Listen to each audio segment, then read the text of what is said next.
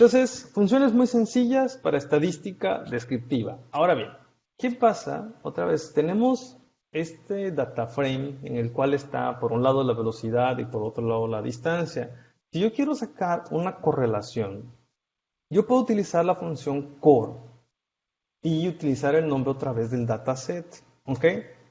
Y vean que, lejos de darme un valor único de correlación, esta función core va a ver que es un data frame que tiene más de una variable, por supuesto, y me va a devolver una matriz de correlación. Esto quizás sea algo de su interés por alguna prueba estadística que quieren aplicar, algún análisis exploratorio que quieren hacer. Es decir, por ejemplo, si ustedes tienen un set de 7, 10, 20 variables y quieren hacer una matriz de correlación, simple y sencillamente hacen uso de la función core y R les va a devolver esta matriz de correlación. Vean, ¿qué es lo que está pasando? En la diagonal, pues van a tener unos siempre, ¿no? Porque es la correlación entre la misma variable. Y en las orillas, ¿ok? Entonces, en la parte, en la esquina superior derecha o inferior izquierda de esta matriz, van a obtener los valores de correlación. Si ustedes querían un valor único, pueden utilizarlo a manera de vectores, ¿ok? Vean que al momento que yo le uso otra vez el símbolo moneda, esto de acá es básicamente decirle a R que te devuelva el vector de esta columna, ¿no? Es decir, transforma el data frame, no lo transforma como tal, simple y sencillamente te devuelve esta columna y esa manera de vector, ¿ok? Entonces, si usamos core de esta manera, ya están ustedes especificando, ¿okay? ¿Cuál es la columna 1, por llamarlo así, y la columna 2 que a ustedes les interesa? O la variable 1 y la variable 2, como quieran llamarlo. Pero en R, los data frames tienen observaciones y variables. Así es como le conocen normalmente. Y las observaciones son los números de renglones. ¿Ok? Ok, pero bueno, yo en este momento no estoy seguro de qué tipo de correlación estoy utilizando. Y vean, como yo dejé el cursor encima del nombre de esta función, RStudio me está mostrando más o menos cómo se usa esta función. Vean, está X, está un Y, está uso, y dice que todo, y está el método, pero ¿cómo voy a saber yo qué método está utilizando? Porque me dice que está el de Pearson, el de Kendall, el de Spearman. Entonces, nuevamente, ayuda de core. Y entonces, para no entrar en más detalles de esta función, me voy a ir directo hacia el método. Y dice que es un carácter en el cual te va a devolver el coeficiente de correlación. ¿Ok? Puede ser Pearson y vean que aquí aparece default. Significa que esta función automáticamente va a devolverte el coeficiente de correlación de Pearson. Si ustedes quieren el de Kendall o el de Spearman, pueden utilizar estas palabras. Entonces, nuevamente, ¿cómo se hace esto? Es lo mismo, ¿no? Copio mi código de R, core, de speed contra dist, y le digo que el método que me interesa a mí, en vez de ser el de Pearson, es el de Kendall. O en vez de ser el de Kendall, es el de Spearman. ¿Ok? Y esta es la complejidad de R. No hay un botón aquí a que picarle y hacerle clic derecho y cambiar el método. Es todo con lenguaje de programación. ¿Ok? Pero bueno, otra vez, es poco a poco, con mucha práctica y sobre todo mucha paciencia.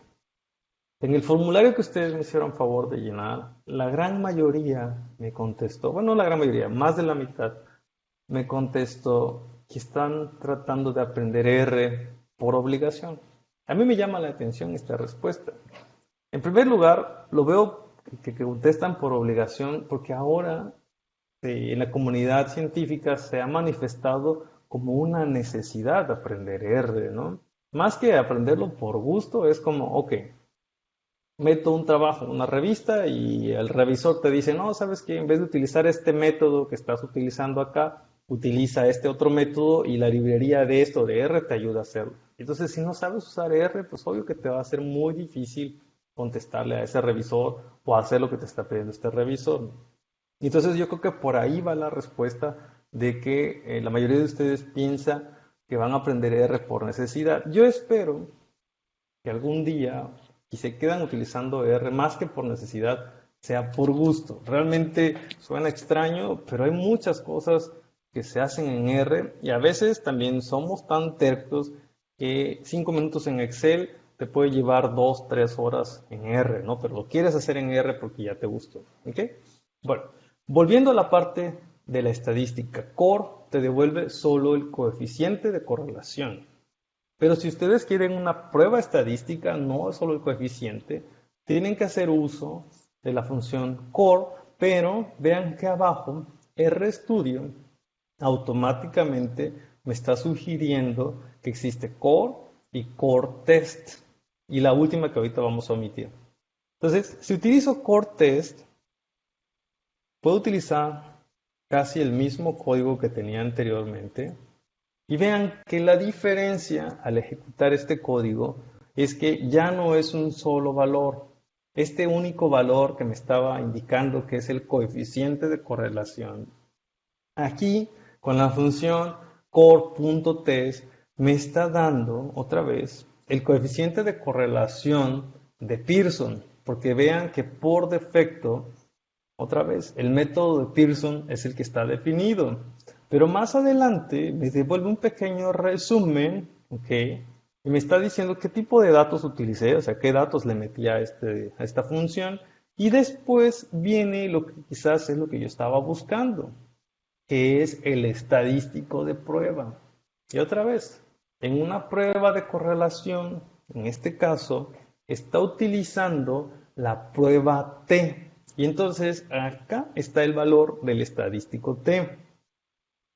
En este caso, después de hacer o de mostrarles el estadístico T, aparecen los grados de libertad, abreviados como DF. ¿Ok? Finalmente, aparece en este renglón el valor de P.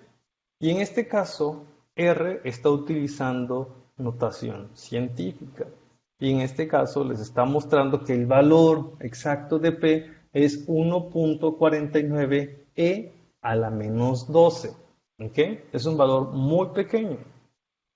R no es como otros softwares que les pinta el resultado de rojo si es estadísticamente significativo. No les pone usualmente colores o les pone texto para definir la significancia estadística. Al final de cuentas, les da la libertad a ustedes como usuarios de definir cuál va a ser su nivel de alfa, el criterio que van a utilizar para rechazar o no su hipótesis, ¿no? Tampoco R les va a poner la hipótesis nula. Sin embargo, R siempre les pone la hipótesis alternativa. Y noten en este caso cómo R les está diciendo que su hipótesis alternativa es que la verdadera correlación no es igual a cero. ¿Ok? Y entonces, otra vez, entramos en la parte de estadística que yo no voy a ahondar mucho en este momento, pero noten que esta prueba de correlación les está diciendo que si rechazaron su hipótesis nula dado este valor de P, entonces básicamente se están yendo por la hipótesis alternativa en el cual la verdadera correlación no es igual a cero. Y otra vez entramos en los temas de estadística de por qué definen este tipo de hipótesis que son un poco extrañas al principio. Después de esto aparece el intervalo de confianza. ¿El intervalo de confianza de qué? Pues de su valor de correlación, de su estadístico de correlación. Y en este caso pues es el coeficiente de correlación de Pearson. Y les está diciendo que su coeficiente de correlación de Pearson está al 95% entre 0.68 y 0.88. ¿Ok? Y hasta abajo les aparece que el valor estimado, es decir, el coeficiente de correlación de Pearson es de 0.88. ¿Ok? Entonces vean que esta función core test ya no es tan sencilla como la función core. La otra solo les devolvía el valor de correlación, el coeficiente. Aquí no, aquí ya hay una prueba estadística de por medio. Entonces, si quieren saber más detalles, pues tendrían que leer un poquito en la ayuda para ver a qué se refieren los detalles de esta función. Y vean que está COP y COR, porque una va a ser correlación y la otra va a ser covarianza, ¿no? Y entonces más adelante vean que aquí esta ayuda tiene un poquito más de detalles en la parte de los detalles, ¿ok? Y entonces vienen otros ejemplos para ver, oh, algo está pasando con mi pantalla. Entonces vienen otros ejemplos de cómo poder utilizarlos. Pero de manera ahorita práctica nos vamos a quedar con esto, ¿no? Les decía, R es un lenguaje de programación y se basa en la asignación o creación de objetos. Ustedes pueden guardar el resultado de una función, como en este caso de Cortés, si crean un objeto. Por ejemplo, la correlación entre speed y dist, ¿no? Que estamos haciendo.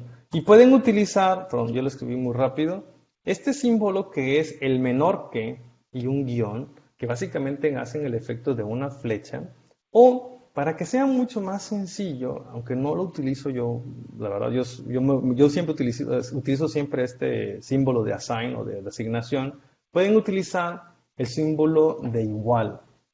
¿Por qué lo voy a utilizar en R para aficionados? Porque muchas veces los usuarios tienen computadoras con el teclado en inglés, ¿ok? Pero utilizan la función que define su teclado como el español, América Latina, etcétera, y a veces se les dificulta mucho encontrar dónde está este símbolo de mayor y menor que. Entonces, para evitar estos problemas y estas confusiones aquí en estas sesiones de trabajo, voy a hacer uso del símbolo de igual, pero ustedes pueden hacer uso de lo que ustedes quieran, ya sea de la asignación o el igual. Entonces, esto sería el equivalente a crear un objeto con el resultado del coeficiente de correlación, otra vez, de Pearson entre estos dos vectores. Vean que cuando yo corro este código, R no me imprime nada, simple y sencillamente me muestra a través del prompt. Porque R, cuando ustedes crean objetos, nunca les despliega el resultado.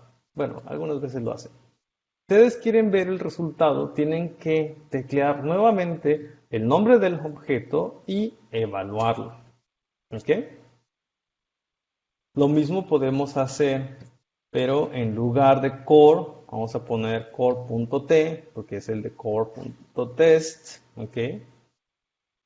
Y guardar el resultado de esta función en este objeto que acabo de crear, que se llama core.t.speed.dist. Y ahora entramos en otro detalle que no había platicado en este momento, es los nombres de los objetos. Ustedes tienen toda la libertad de ponerle el nombre que ustedes deseen a su objeto. Yo pude haber llamado este objeto como la letra A. Y entonces en la letra A está el resultado de esta prueba de correlación. ¿Ok? Ustedes pueden ser tan abstractos o tan extensos como ustedes deseen. Lo ideal es que al inicio no sean tan abstractos porque puede ser que se olviden qué realmente había en este resultado. ¿Ok? Pero, no se preocupen mucho por esto. Lo ideal es ir practicando poco a poco. Y acuérdense que R despliega los resultados, pero también les permite crear estos objetos para hacer uso de estos objetos más adelante. Pero vean, cuando yo le digo que hay en A o que hay en core.t.speed.dist, me imprime lo que me había impreso anteriormente. Pero hay una función que se llama str, ¿ok? Esta función les permite mostrar todo el contenido de un objeto. Y en este caso, vean que string, esta función de acá, lo que les permite es ver que esta cosa de acá, para empezar, no es un objeto como los que habíamos visto, como vectores, o como matrices, o como data frames. Esto de acá es una lista. De tal manera que ustedes pueden sacar los estadísticos, los parámetros, los valores de P, los valores estimados, estos valores que son los nulos, por alguna razón los autores deciden agregar. Además muestra lo que es la alternativa, el método, es decir, más detalles de lo que uno pudiera imaginar. Pero sí es importante, porque si por alguna razón nosotros queríamos utilizar el método de Spearman y no lo definimos, si vemos este nivel de detalle de este objeto, vamos a entender que realmente lo que estábamos usando es este coeficiente de correlación de Pearson, ¿ok? Y además que estábamos utilizando como hipótesis de dos lados o dos colas, ¿no? Entonces, eso es lo importante de poder acceder realmente a detalles muy específicos, ¿ok? Vean, si yo nuevamente escribo el nombre del objeto y ahora utilizo el símbolo moneda, anteriormente en el DataFrame lo hice y me devolvía que habían dos columnas, la columna speed y la columna dist. Ahora, en este nuevo objeto me está diciendo que hay todas estas cosas y ya no son columnas, porque esto es una lista, ¿ok?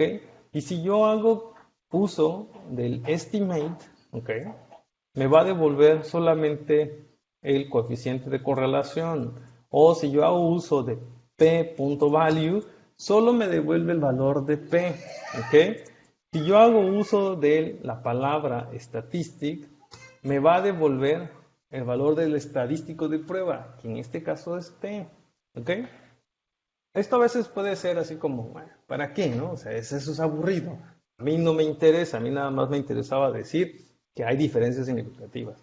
Pero bueno, para aquellos usuarios que tienen un poquito más de necesidades de hacer uso de los resultados de una prueba estadística, esto es indispensable, ¿no? ¿Por qué? Porque es probable que este valor que te devuelve esta función lo puedas utilizar en otras funciones para hacer otras cosas, ¿ok? Entonces,